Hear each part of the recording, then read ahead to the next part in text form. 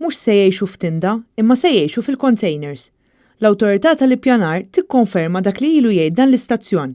Il-ħaddiema Torok qed jinżammu f'barriera fl-Imqabba fejn qed jgħixu f'kontejners li issa qed isejħulhom uffiċini. Dan kien konfermat mill-awtorità tal-Ippjanar f'risposta li tat lill-ġurnal The Malta Independent.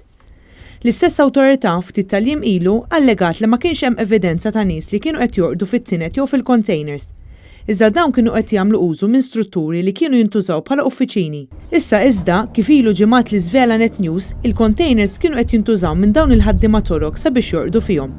Dal-istazzjon kien żvela li n-numru ta' ħaddiema Torok f'pajjiżna se jlaħħaq madwar 5,000 u mhux il-500 li semma il-Prim Ministru Joseph Muscat nhar il-Ħadd li għadda, se jkunu 10 darbit aktar.